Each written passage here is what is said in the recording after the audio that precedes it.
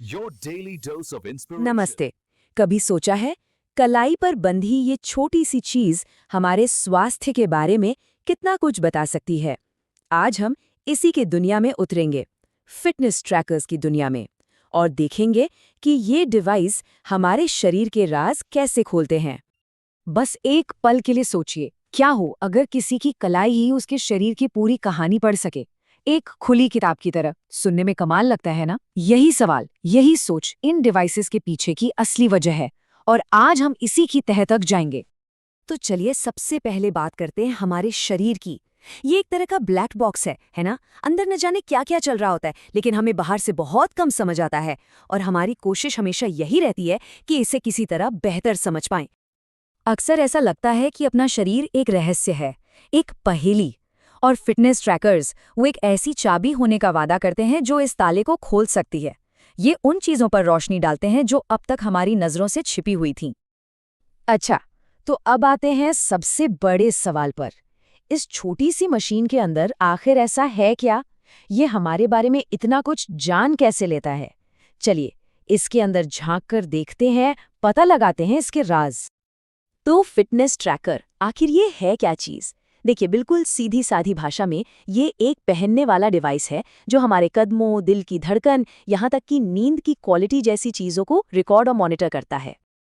तो ये जो सारी जादूगरी है ना, उसका राज छिपा है 3 खास सेंसरों में। इन्हें कोर सेंसर तिकड़ी भी कह सकते हैं। पहला है एक्सेलेरोमीटर, ये हमारी मूवमेंट और कदमों को पकड़ता है। दूसरा जायरोस्कोप, ये हमारी ओरिएंटेशन, मतलब हम किस तरफ मुड़ रहे हैं उसे ट्रैक करता है। और तीसरा ऑप्टिकल हार्ट रेट सेंसर, जो हमारी स्किन के जरिए ही पल्स को माप लेता है। एक्सेलेरोमीटर का काम करने का तरीका बड़ा मजेदार है। सोचिए कि एक 3D बॉक्स है और उसके अंदर एक छोटी सी गेंद है। अब जैसे ही डिवाइस हिलेगा, वो गेंद जाकर दीवारों से टकराएगी। बस इसी से डिवाइस को पता चल जाता है कि मूवमेंट किस दिशा में हो रही है। कितना सरल, लेकिन कितना असरदार तरीका है ना?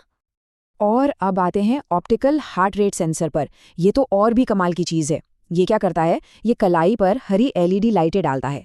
अब हमारा खून तो लाल होता है, तो वो इस हरी रोशनी को सोख लेता है। तो दिल की धड़कनों के बीच जो थोड़ी सी रोशनी वापस सेंसर तक पहुंचती है ना, बस उसी को मापकर ये हमारी पल्स का हिसाब लगा लेता है।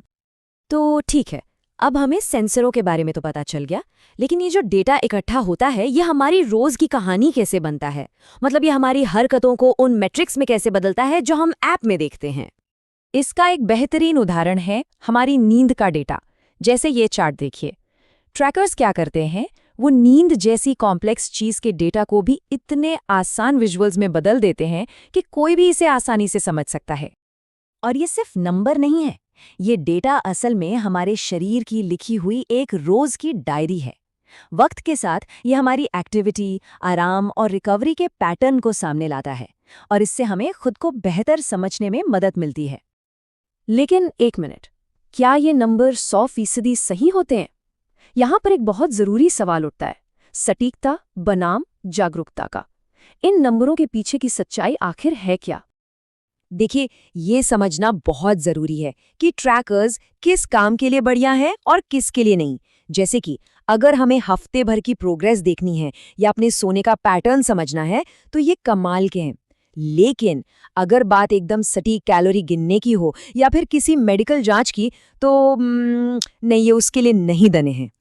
एक हेल्थ टेक्नोलॉजी एक्सपर्ट ने बहुत अच्छी बात कही है। उन्होंने कहा, इन डिवाइस का मकसद क्लिनिकल एक्यूरेसी देना नहीं है, बल्कि एक दिशा देना है, एक फीडबैक देना है, जिससे लोग सेहतमंद आदतें अपनाएं।